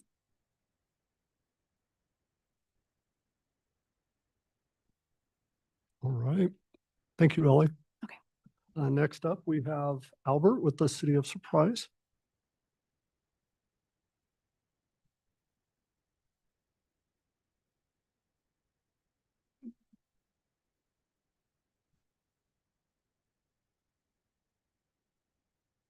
Good morning, everyone. Go back. I hit the wrong button. So this application is for a retiming of Cactus Road between Reams Road and Magnolia Drive. Magnolia Drive is going to be just west of Cotton Lane. Essentially, Cactus Road was just recently constructed into its ultimate configuration. We had several sections that were scalloped roads with 1 lane in each direction. It is currently now a 6-lane arterial with 3 lanes in each direction. The addition of 3 new traffic signals in this area. We're looking at a total of 8 traffic signals, with 1 being the TI at Cactus and SR 303. That is a SPUI. It is operating off of 1 controller. So some of the justifications behind this are, again, it was just recently built into the 6-lane major arterial. It's got the direct connection to SR 303. The 8 signalized intersections, quarter-mile spacing. And then we've had a significant growth in all sectors, but especially in the retail area. The Prasada development just to the north between Cactus and Waddell Road is currently growing. New stores are literally popping up every day. Heavy residential to the south. So there's a heavy mix of what that traffic demand is. One other key characteristic is that there are 7 schools in this area that Cactus Road does serve. There are 2 public schools, 1 high school and 1 K-8. And then the other 5 are charter schools from both all the way from kindergarten up to high school and middle schools. And just as, you know, any other charter school, they do not have any public transportation. So it is all parent drop off and pickup. We are asking for 4 timing plans, the AM, midday, and PM for the weekday, and then the weekend plans to just kind of capture that weekend shopping demand. Meets the goals of the TSOP program, just as many of my colleagues have stated. It will reduce delay, which would therefore reduce emissions, improve safety by reducing that frustration. Real world improvements are kind of following that same suit. One of the pointed efforts that we're going to be looking at in this project is ensuring that the timing along Cactus Road specific to the TI is efficient to where we are not queuing up onto the ramps to where there's any mainline queuing. Again, the unique attributes, it's a brand new roadway in its ultimate configuration, so it has never been timed. quarter mile signals throughout with the, direct access from the 303, which is carrying, increased volumes on a daily trajectory going up. And then it is part of our local plan, but also does, again, have the regional impacts to ensure that we are operating that TI, because the city does, I guess that's one point I didn't state earlier, the city does operate that interchange. So we have, made the agreement with ADOT that as we are operating, that we would give specific attention to ensure that we are not impacting the mainline operation. And with that, I'll open it to any questions.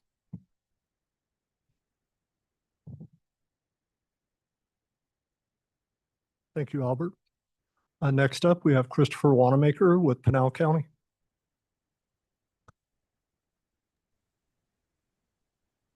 Well, good morning, Chairman and members of the ITS committee. This is Chris Wanamaker with Pinal County. So today for this TSOP project, we're looking at the Hunt Highway corridor from Copper Mine Road on the south end all the way to Empire Road. It's 7.5 miles, 14 signals, 2 jurisdictions. 3 of the signals are Town of Queen Creeks. So we've coordinated with them on this application. So there's the map there showing in the signal spacing. It's interesting. You got some that are very close together and then some that are more farther apart. And where we have the highest amount of congestion is where obviously those signals are closer together. You can go to the next slide, please. So what we're looking for is a signal retiming for this corridor. As I mentioned, it is in a significant growth area. We're seeing major shopping center is currently under construction with more major commercial planned in the near future. Just recently, 500 new multifamily units were constructed with more planned in the future. We'll point out this roadway is at or exceeding the capacity with it being a 5-lane facility. So we're having traffic volumes is about 37,000 vehicles per day. And that does tend to continue onto the weekends as well with the shopping for the retail there that's under construction, partly expanding as well. It's important to note that this part of the county is Santan Valley, and it's still very much a bedroom community, meaning that a lot of the residents in this area use Hunt Highway to leave to go to work in the Phoenix metro area and then come back home at night. And so there's that high directionality of traffic. Not sure when the last optimization of the timing was done. I know it's been definitely more than 5 or 6 years. Significant delays during peak hours, a lot of complaints. It's also a corridor that has a high crash rate. So in a recent study that we completed, the Strategic Transportation Safety Plan, that identified 6 fatalities in this corridor in a 5-year period. And it does have pretty high crash rate. So next slide, please. So how will this project meet the stated goals of the traffic signal optimization program? Well, the intent here is to alleviate congestion as much as possible and improve efficiency of the corridor. Again, being that it's already exceeding the capacity based on traffic volumes. And by reducing congestion, maybe we'll be able to reduce crashes and improve driver quality. How will this project provide real-world impacts on surrounding areas?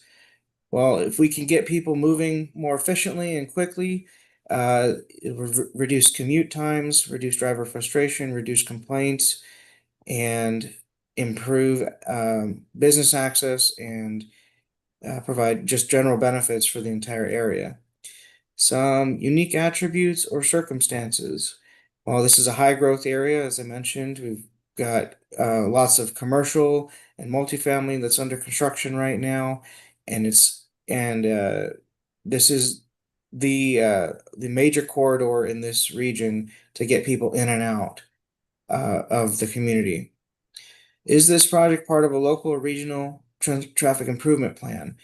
So not technically, we don't have any other specific plans for this area for improvements other than turn lane improvements, and there will be future signals added in this area. And I will mention that the county is currently working on building a 5G cellular network, which will cover this region, which will hopefully allow us to coordinate these signals and link them together in the future. We just don't have that capability at this time, but that will be in the future. So if there's any questions, you have to answer them. Chris, I have a question just following up on that last statement. So I did see in one of your previous slides, you do not have communication to these signals, correct? That's right. They're not interlinked at this time. Do you have capabilities of a GPS clock or anything to address clock drift? Yeah, I think they are GPS equipped. Some I think may be linked by radio, but there's not always reliable. I know we've had some problems with some of our signals. The radio just doesn't go far enough, or the directionality is not good. But once we construct this 5G network in the next 2 years or so, it'll be much better because we'll have the cellular receivers with, I think we're using SIM cards or something. I don't know exactly how all that works, but we'll be able to do that once we get the network up. Thank you. Thank you.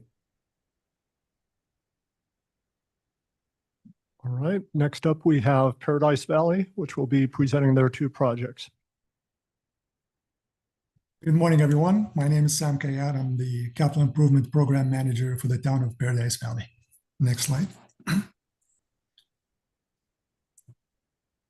First project is Lincoln Drive, and the project is approximately 4 miles. Starts from the west with Paolo Christie Road intersection with Lincoln Drive, moving east to Quail Run Road intersection with Lincoln Drive. Next slide. So the town is asking for offset optimization for these 7 intersections. These intersections were last timed in 2015. Lincoln Drive is a major arterial in the town of Paradise Valley, serving as a critical east-west route that connects both city of Scottsdale and the city of Phoenix. Currently, the corridor is inefficient. There's inefficient signal timing that impacts the entire Lincoln Drive corridor performance. This project will enhance the safety for all road users, will reduce emergency response time from the nearby fire station, will reduce travel delays. It supports a safer, more efficient transportation system for the entire community. Next slide. How this project meet the stated goals? Will implement offset optimization and single coordination to reduce delays and improve traffic flow along this key corridor. Will enhance safety and mobility at 2 of the most congested intersections in Paradise Valley, and that is Lincoln Drive and Tatum Boulevard, and Lincoln Drive and Desert Fairway Drive. Will improve operational efficiency of traffic signals, aligning with program goals to modernize infrastructure. How will the project provide real-world improvements? It will reduce travel time and congestion for daily commuters and resort guests. Will improve emergency vehicle response. Will address and enhance access to 4 major resorts, several churches, residential neighborhoods, and will provide safer, more predictable travel experience for drivers, pedestrians, and cyclists. It will support smoother access to regional destinations and reduce driver frustration. Some of the unique attributes or circumstances of this project: Lincoln Drive serves a diverse set of users, from residential access to tourism, and emergency response. The corridor experienced concentrated congestion at key intersections, making targeted signal optimization especially impactful. There's a high-profile destinations like luxury resorts and scenic areas that increase sensitivity to traffic delays. This corridor is located in a low-speed, high-attention environment that demands careful signal timing for both safety and efficiency. This project is part of Paradise Valley plan to improve traffic flow within the town, also supports regional coordination, aligns with regional transportation initiatives, and complements previous and planned signal improvement projects. Thank you very much. I just have one question, and it's actually similar to the one that Albert asked Pinal County, but there are no connections between these or communications at this time, right? That is correct. And so the 4 plans that you run, are they typically just based on cycle length, or how do you deal with clock drift? Like how often do you go out and adjust your clocks? At this time, they are not, and that is one of the issues we are going to address in the next projects, in the coming projects. Thank you.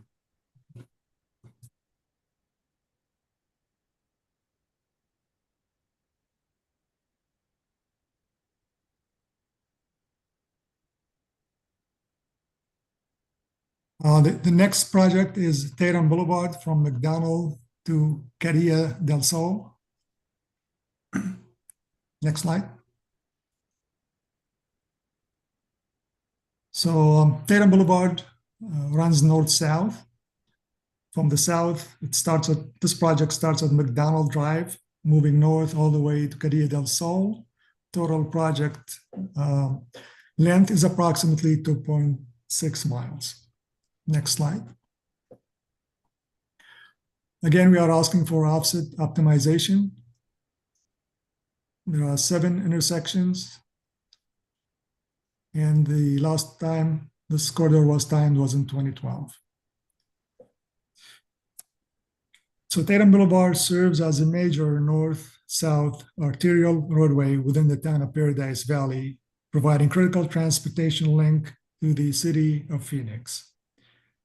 As a key thoroughfare in the region, it facilitates local and regional connectivity, supporting both commuter and commercial traffic. Currently, there's frequent congestions and delays, reducing efficiency over the entire corridor. Implementing this project will improve emergency response time from the fire station. It will contribute to safer, more efficient transportation network in Paradise Valley. It will reduce travel delays and wait times. Next slide, please.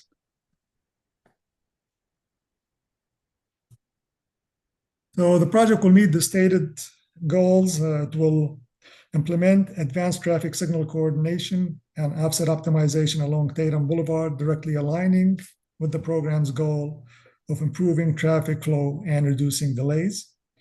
It will enhance safety by minimizing stop-and-go traffic patterns and improving predictability for all road users, vehicles, pedestrians, and cyclists. Support regional mobility by optimizing a critical corridor that connects Phoenix on the north and south ends of Paradise Valley. It improves transit efficiency along Valley Metro bus route number 44 by reducing signal-related delays. The project will meet real-world improvements by reduced congestion and travel times at one of Paradise Valley's most problematic intersection, and that is Lincoln Drive and Tatum Boulevard. It will improve access to major community destinations like resorts, recreational areas, and trailheads. It will enhance public transportation reliability along a bus corridor served by a Valley Metro route. We'll have a better overall quality of life for residents and improved visitor experiences. Some of the unique attributes or circumstances of this project is that Tatum Boulevard serves multiple jurisdictions, Paradise Valley, Phoenix, and Scottsdale, making corridor optimization especially impactful. The corridor supports a mix of users, including emergency vehicles, transit, resort guests, hikers, and commuters, each with different needs. The area has a high volume of destination-based trip, making predictable and efficient signal timing very critical. Project part of the Regional Traffic Improvement Plan. This project is part of Paradise Valley Plan to improve traffic flow within the town. This project supports the regional traffic efficiency goals. It aligns with the towns of Paradise Valley commitment to improving mobility and safety along this key corridor. This corridor's optimization supports Valley Metro's objective for enhancing public transit reliability and service quality. Thank you.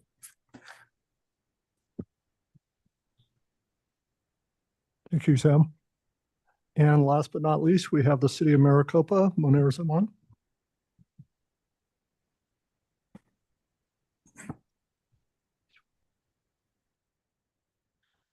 Good morning.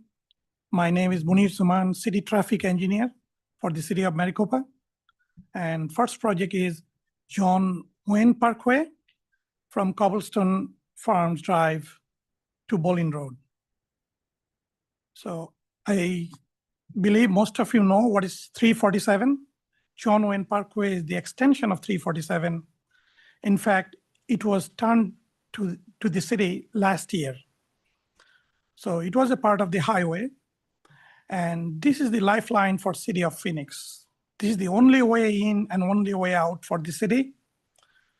Every day, at least 60,000 people travel this road, having very high directional traffic, 75 to 80%.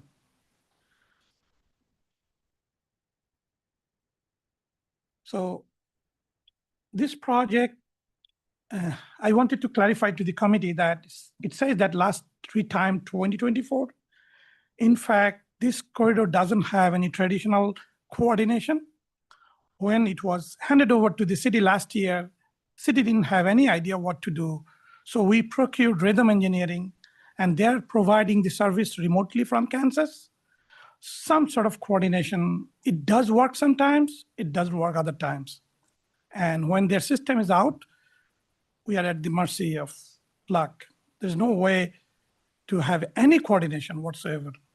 So city is trying to have this thing a traditional coordination because Rhythm did not do any field adjusted offset calculation for this corridor. So this project will improve the traffic flow, safety, you name it. Every goal will be met if we do these projects. This highway SR 347 is also connected with SR 238 Maricopa Casa Grande Highway. It was a regional highway. This route abutting major subdivisions, shopping centers, hospital, at least 6 school and school district within half a mile. And to make it worse, the west side of the highway, SR 347 or John Wayne Parkway, having multiple major residential improvement is coming. So city wants to improve the signal timing coordination. So for the qualitative assessment, like I covered few, but again, it will help reduce the travel time reliability, reduce congestion, and enhance safety for the commuters. This will help the surrounding neighbors and residents who makes the intra-city trips to go to school, go to church, go to shopping centers, hospitals. And the unique attribute to this project is, as I mentioned, it was a highway, SR 347. This is a regional route connected with Casa Grande, with Maricopa Casa Grande Highway. It has also connection through 238. It's at 238 to 11 Highway. This project also have a unique attribute that ADOT has identified this route for an alternative to I-10 and designated track route for oversized vehicle. This project is part of the regional improvement plan. City has developed Sonora Desert Parkway, which is extension of John Wayne Parkway, and which will be connected to Pinal County's east-west corridor. ADOT is widening the SR 347 with a TI. Design is underway. City has designed widening of SR 238 within the city limit, and that includes 2 roundabouts. All those to improve the regional traffic.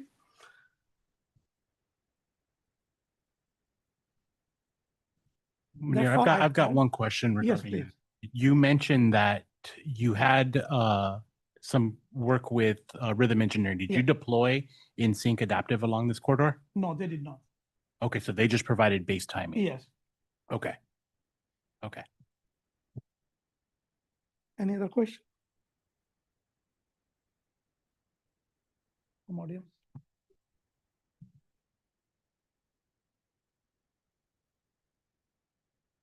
Next project is Honeycutt Road from John Wayne Parkway to Rancho El Mirage Boulevard. So Honeycutt Road is the major east-west corridor or east-west arterial for the city.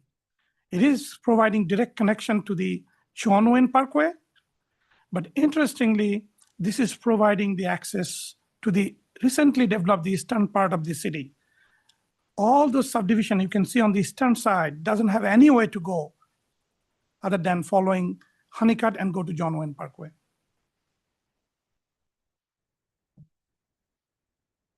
So this was retimed in 2022, but driving from the city every day, I take this road, the coordination is not working. Part of it will be covered in the next project. The Honeycutt Road abuts major subdivisions, and there are 6-7 schools within half a mile, within 1,000 feet of Honeycutt Road, and a school district.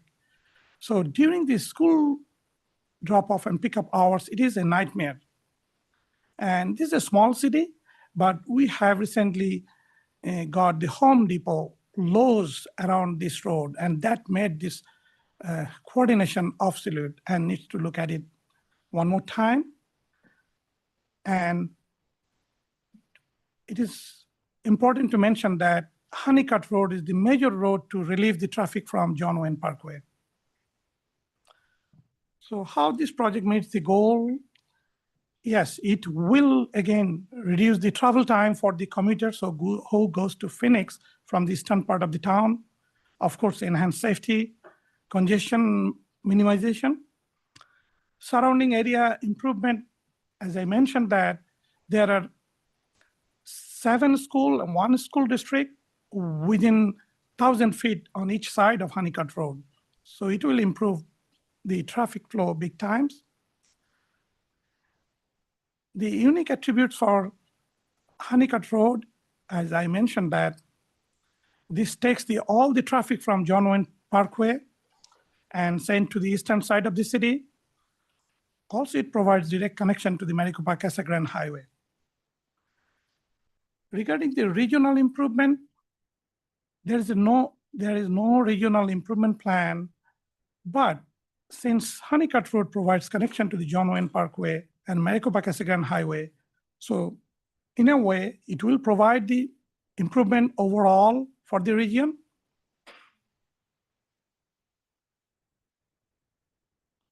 Any question on Honeycutt Road?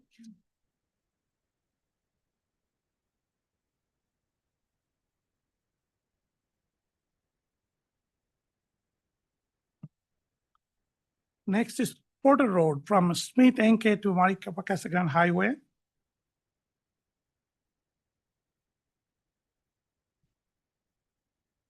Okay, so this is the north-south arterial, which is parallel to John Wayne Parkway. Porter Road has 6 schools along the corridor within 2,000 feet. That means 1,000 feet north of Honeycutt and 1,000 feet south of Honeycutt, 6 schools and a college. And 2 schools is abutting right Porter Road. One of them is the public school, rest of them is charter school. So there's no public busing system. This was retimed, last time it was done in 2023, but we believe that the signal timing has become obsolete due to the recent development on the eastern side of the city and also introduction of Home Depot and Lowe's in the area. It may be mentioned that we are currently doing a TISA project for the Smith Anchor Road. So if you go north following those green dots, it stops at Smith Anchor. So that is our last arterials, east-west arterial. So if we have this offset calculation adjusted, it will benefit the Smith Anchor Road, and in turn, it would be a good flow to the John Wayne Parkway. How this project meets the stated goal? Yes, it will enhance safety big time. It will reduce driver frustration, especially during school hours, school drop-off and pickup time. It is like a perfect storm. For the surrounding area, yes, it is also surrounded by major subdivisions. And again, all the new traffic, new trips from eastern side is flushed out through Honeycutt. Part of it goes through Honeycutt, part of it goes to Porter Road. But for school, the residents avoid the Porter Road because you cannot go through that during school hours.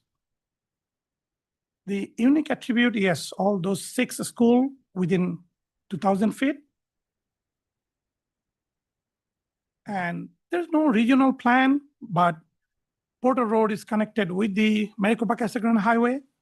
So Pinal County's east-west corridor, as it develops, this will be part of the regional solution.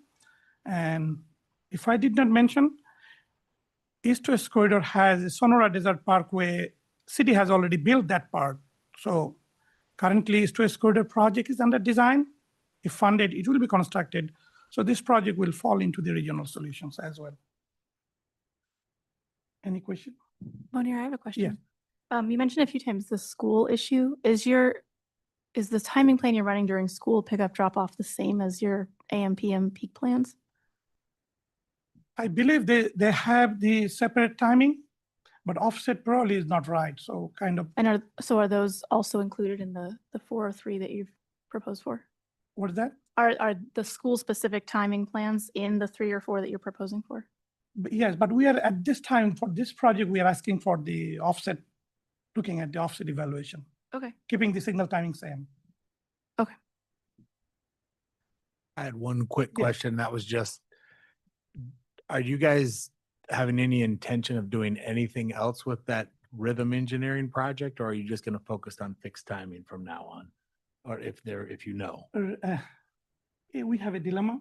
So again, the background is when the John Wayne Parkway was handed over to the city did not know what to do with SR 347. We didn't have expertise. We did not know how to solve the problem. So ADOT just handed over. So we had rhythm engineering, hoping they will be able to provide solution. I learned that it provided some benefit, but it is not providing the desired benefit. So if we can have a TSOP and TSOP works, then probably we'll move away from rhythm. Okay. That is the plan. All right. Thank you. Sure. Any other question?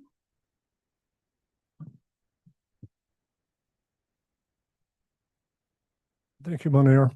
And thank you to all. That concludes our project presentations. So I'd like to thank all of our applicants and our presenters.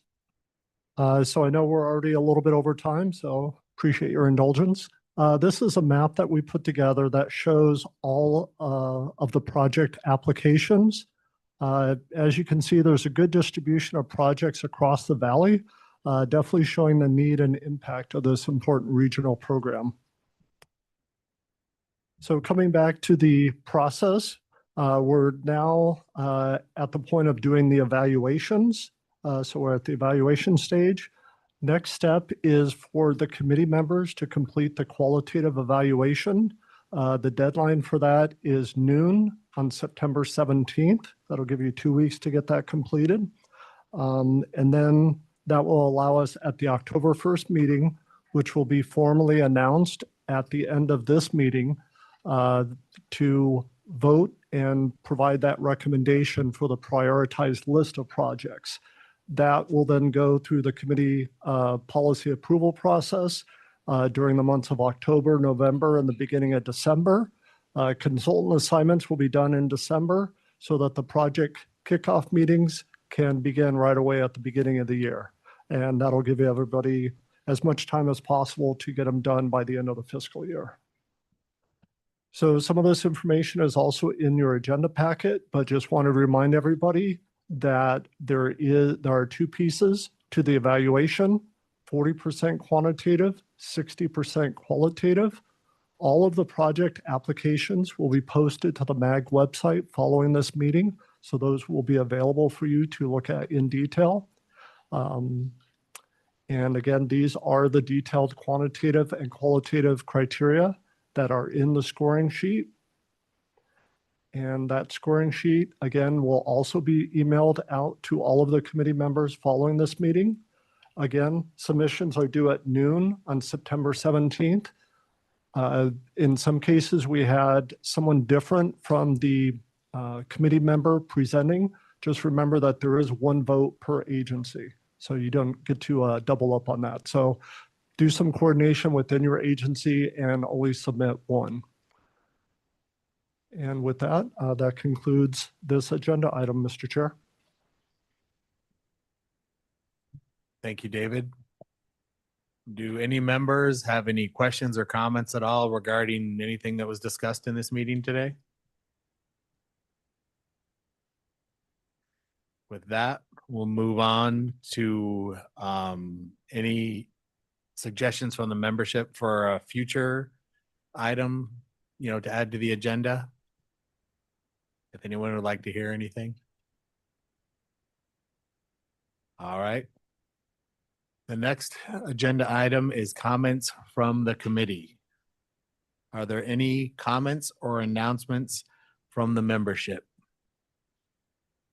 Do you want to first just go around the table here, and then we can just ask, online if anyone has any comments? I'll just start over there with you, Jody, since you're over there on the right. No comments. No comment. Comments from Phoenix, Paradise Valley? No comments. No comment. No comment. Right. Oh, nothing from Gilbert at this time. No update for surprise. Scottsdale. The only update for Scottsdale is that I'll be replacing John Huang as the primary contact and representative in the ITS committee going forward. So Well, congratulations. We're glad to have you. Nothing from Maricopa County. Okay, Tempe. The only update from Tempe is that we are testing out one of the no traffic detection systems at an intersection near ASU, and so far it's working pretty well. Is there anyone online that would like to make a comment or announcement for the committee? This is Julian from Queen Creek. We have 8 TS2 cabinets. They're not brand new, but they're functional. If anybody's in need of them, we're going to a different standard. And so we're willing to work with our procurement to give those away. So 8 TS2 cabinets, just email me if you're interested. They're $1 each, right? That's right. Just to get rid of them. All right. Thank you for that. Is there anything else from anyone else online? Alan, City of Buckeye. We've kicked off our update to our ITS strategic plan. So expect a phone call from me just in case. You want to know what your lessons learned. We're definitely growing, averaging close to 20 new signals a year here. So ITS infrastructure is now, we're heavily investing, and we'd love to hear from you guys. Any lessons learned? Thank you. Thank you, Alan. Anyone else? All right. With that, the next meeting of the Intelligent Transportation Systems Committee will be Wednesday, October 1st, 2025 at 10 a.m. And remember to please return your score sheets, in a timely manner so we can take care of that. And with no further business today, this meeting has been adjourned.